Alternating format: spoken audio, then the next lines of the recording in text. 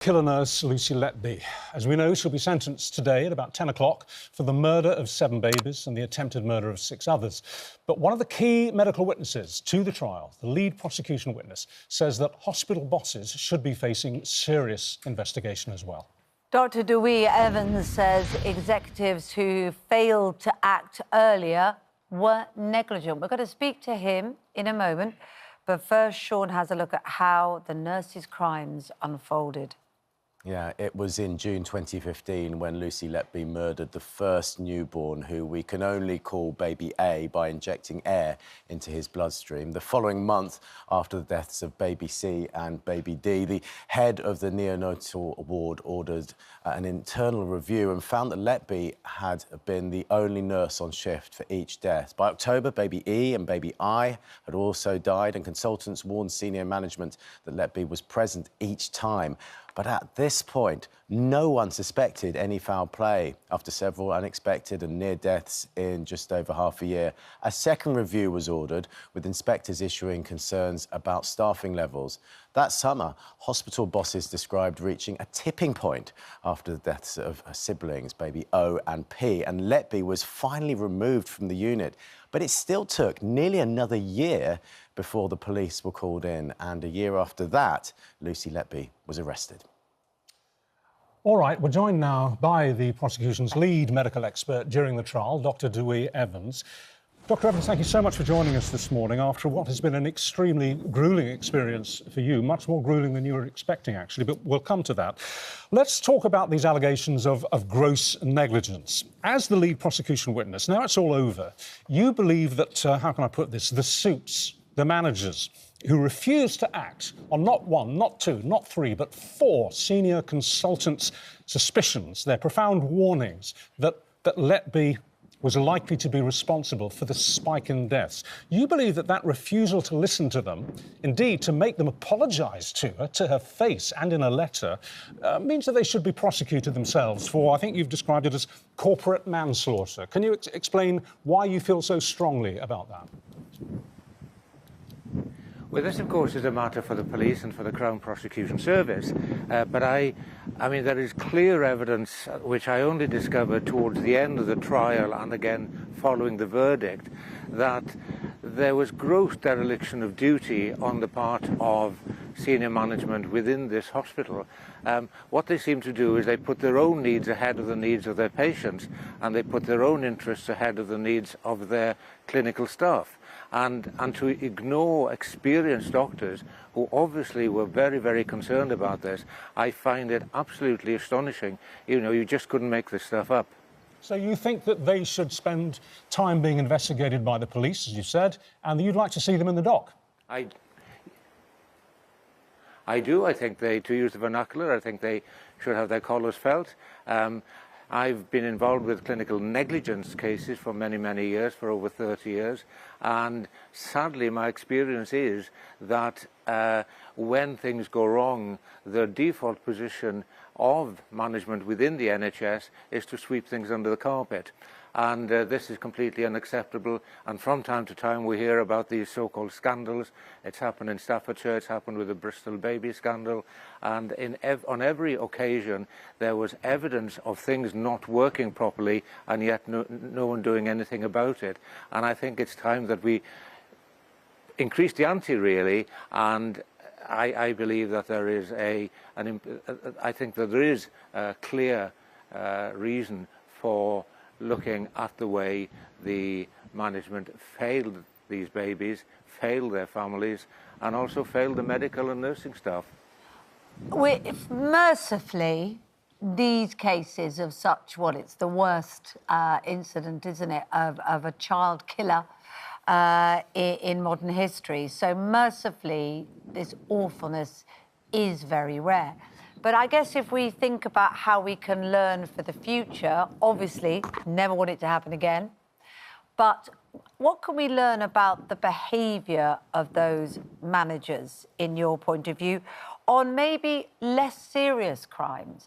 Because one of the things that Richard and I were talking about is is why they didn't act when it was so serious. What was the resistance to acting from those managers? Was it because, for instance, she was entirely believable for a long time? Was it because she went on the kind of like aggressive foot and made a complaint about the doctors who were raising these suggestions? Was it a mistaken attempt to always believe the victim because she made herself the victim? What went wrong? Well, the simple answer is, well, this is what they do. This is what they always have done, I'm sorry to say. They simply do not act responsibly. And I think we need to invert the lines of command within our hospitals. Currently, managers have far too much power, and they are the ones who should be accountable to the doctors and not the other way around. It is, after all, the doctor who is responsible for the patient. If the doctor is responsible for the patient, that doctor or the medical team should also have the authority to instruct managers to act appropriately. This does not happen, and the situation has become far worse, both for doctors and for patients over the last 10 years or so, because there are no the public has no access to any organisation to file complaints. Community health councils were abolished in 2010. They should come back. The other problem is that legal aid for families who are concerned about clinical negligence cases, that was abolished as well. So it's been far easier for managers to engage in covering things up. And we need to change the whole of that. And the other problem, and probably the worst one of all, is that we hear not infrequently of bullying and intimidation of clinical staff by hospital managers in other parts of the country.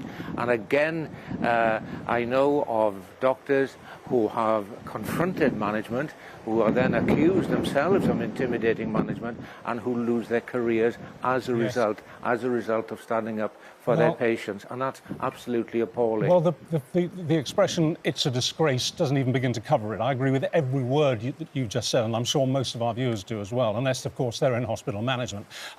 This, for you, was the very last case, the final case of your very long and distinguished medical/legal career. I would imagine, like most people involved in the prosecution, you have found it quite a harrowing experience. It must have left you pretty scarred. I think it was very stressful because we were in court for 10 months. I was in court for 102 days. The most upsetting thing I found was listening to the evidence of many of the doctors, nurses, and particularly listening to the evidence of some of the parents and how some of these babies suffered horrific pain. One of the mothers described hearing her baby crying horrendously, and that was awful to hear all of this.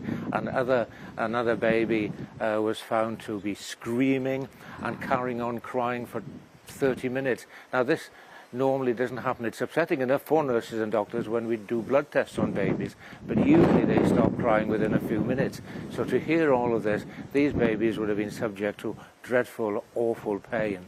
And other babies suffered direct trauma to the back of the throat, sufficient to cause bleeding. So all sorts of things occurred here, which are absolutely unbelievable. And knowing all of this, again, as lead prosecution technical witness, do you think that Letby should be shackled and dragged into court to hear her sentence this morning and to hear the victim statements? Yes, I do. Yes, I do. And it's astonishing that the government cannot change the law. They could change the law on this issue at the stroke of a pen because, you know, every political party, every MP would support such a change in the law, and they could have done this following the Chapman murder, also which took place in Manchester a few months ago, but they failed to do so. So the they really should, improve things and just get on. And simply to say there isn't any parliamentary time, that's a bit pathetic. They should have changed this months ago, and it could have done it in over 24 hours and received a lot of credit for doing so. The fact they failed to do so, I think that's pretty appalling as well. Thank you, Dr. Evans. Well, Dr. Dewey, good to speak to you this morning. Very powerful, the points you're making, as is the wind where you are. So we did catch all your words, though, so don't worry about that. But our sound people were challenged throughout that. Good to speak to you this morning. We do have a statement from the trust involved, the Countess of Chester NHS Trust, saying following the trial of nurse Lucy Letby, the Trust welcomes the announcement of an independent inquiry by the Department of Health and Social Care. In addition, the Trust will be supporting the ongoing investigation by Cheshire Police. So that's their position. I bet they will. Been found out, haven't they? That's what's happened.